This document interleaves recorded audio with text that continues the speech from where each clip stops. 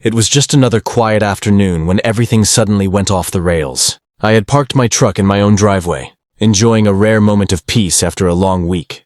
But that peace shattered the second I saw Karen storming down the street, her face bright red, eyes blazing with fury, and her hands wildly gesturing. I froze, unable to believe what was happening.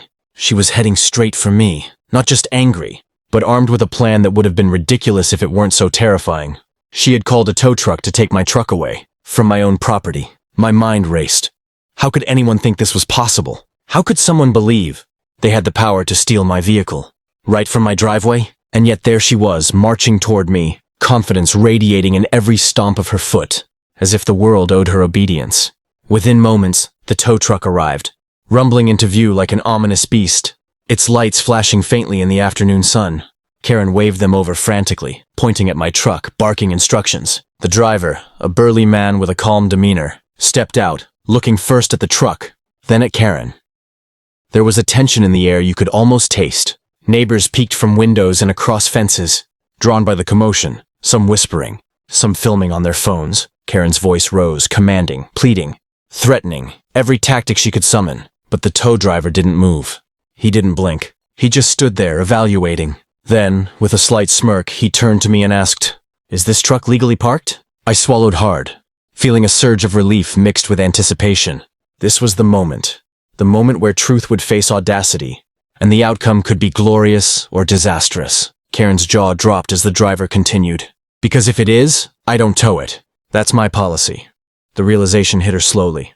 Like a train she couldn't stop.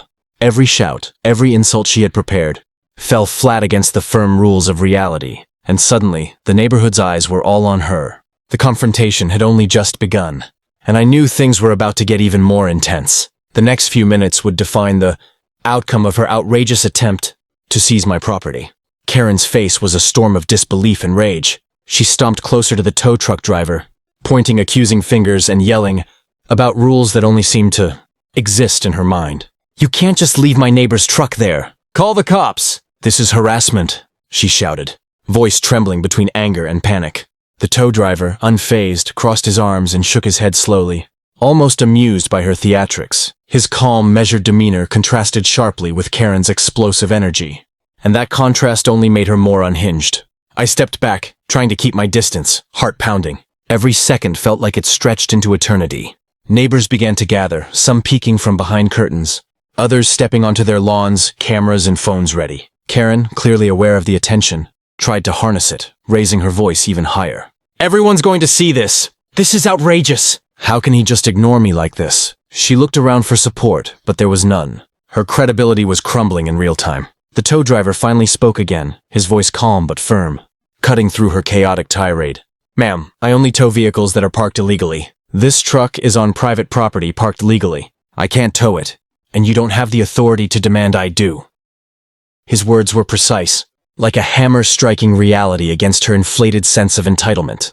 Karen's mouth opened and closed, but no coherent words came out. For once she had no script, no line to deliver. Her usual tactics, yelling, threatening, pleading, were powerless here. Suddenly a small crowd of neighbors began murmuring, some laughing quietly, others shaking their heads in disbelief. Karen's attempts to rally support were failing spectacularly. Every gesture she made seemed exaggerated, desperate, and only drew more attention to her defeat. I could feel the tension in the air shifting, the scales tipping. The bold, brash woman who had thought she could manipulate reality was now isolated, exposed, and vulnerable. The tow driver turned slightly to me, giving a reassuring nod, silently signaling that the truck was safe. Karen, realizing the full extent of her failed plan, flailed her hands in frustration, her face redder than ever. This wasn't over yet. She was still capable of one last dramatic move, but the path to victory had vanished. The driveway had become a stage, the audience fully engaged, and Karen was center stage in her own humiliation. Karen's face twisted with frustration and disbelief. She had expected compliance, obedience, maybe even fear from the tow driver. But instead she found resistance. His calm demeanor had already rattled her. And now, with a subtle but unmistakable grin, he took a step closer to her, blocking her path as if asserting his own authority. The tables had shifted and Karen was finally realizing she wasn't in control. "Ma'am," the tow driver said firmly, "I cannot tow this truck. It's legally parked, and your threats won't change that." His voice was steady, carrying the kind of authority that silenced even the most vocal crowd. Karen sputtered, pointing and shouting, trying to come up with something, anything, that could bend the situation to her favor. But the crowd's attention had turned fully against her. Phones were out, neighbors whispering, and some even laughing at her frantic gestures. Karen tried the old tactic of raising her voice even more, attempting to shame the driver and regain some power. "Do you know who I am? You will regret this." She started, only to be cut off by the tow driver raising a single hand. "Ma'am," he said, his tone gentle but unyielding. "I only tow when it's legal. That's my rule. Your opinion doesn't change the law." His words hit her like a bucket of cold water. Every threat she had planned evaporated in the face of logic and rules. The crowd began whispering louder, some nodding in approval at the driver's stance. Karen's hands shook with frustration. Every shout, every accusation had been ineffective. She realized the tow truck driver was not just ignoring her, he was actively turning the situation against her. The humiliation was now public, amplified by neighbors filming every moment. Her bravado, once so intimidating, had become her undoing. I felt a surge of relief as the tension shifted completely. My truck remained untouched, the tow driver's authority holding firm, and Karen's carefully constructed plan collapsing like a house of cards. She took a step back, breathing heavily, her face flushed with rage and embarrassment. This was the moment where audacity met consequence, where boldness faced reality, and where Karen discovered that not everyone bends to her will. The stage was set for her retreat, but not without one last dramatic gasp, one last flail before she stormed away, defeated in front of the neighborhood. Karen's retreat was as dramatic as her entrance. She stomped down the driveway, muttering threats under her breath, her face still flushed with anger and humiliation. The neighbors watched, some shaking their heads, others quietly chuckling at the spectacle. The tow driver, still standing calmly beside my truck, gave me a reassuring nod, signaling that everything was safe. My truck remained exactly where it belonged, unscathed and untouchable. I took a deep breath, feeling the adrenaline slowly ebb from my body. The tension that had gripped the neighborhood for the past few minutes was finally releasing.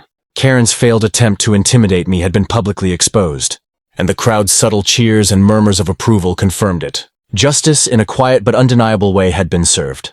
The audacity of someone trying to manipulate reality in broad daylight had met a firm wall of truth. I glanced around at the neighbors, some still filming, some whispering among themselves about the outrageous scene they had just witnessed. The story of Karen and the tow truck would likely be retold for weeks. Her attempt to control and bully had backfired spectacularly, and the proof was right there in the driveway. It wasn't just my victory. It was a moment of accountability, a public lesson in overreach and entitlement. Karen disappeared around the corner, probably to nurse her bruised ego, while the tow driver packed up and returned to his truck. He gave me a small wave before driving off, a silent acknowledgement that he had been the unexpected hero of the day. The neighbors began returning to their routines, some glancing over with sympathetic smiles, others still shaking their heads at what had just unfolded. The quiet had returned, but the memory of the confrontation lingered, a vivid reminder of what happens when arrogance meets reality. I walked over to my truck, ran my hand along the polished surface, and laughed softly. The audacity, the drama, the tension. It had all built up to this moment. The driveway was mine, the truck was safe, and Karen's overconfidence had been her undoing. Some battles aren't just about winning. They're about proving a point, showing that boldness alone doesn't trump rules, logic, or common sense. As I stood there, the sun dipping lower in the sky, I realized that sometimes the most satisfying victories are the quiet ones, observed by those who saw it all unfold. Karen had tried, boldly and foolishly, but the truth had stood firm. And now, peace returned, at least until the next neighborhood drama. If you loved seeing Karen get owned, smash that like button, drop a comment with your favorite moment, and hit subscribe so you never miss more wild HOA drama.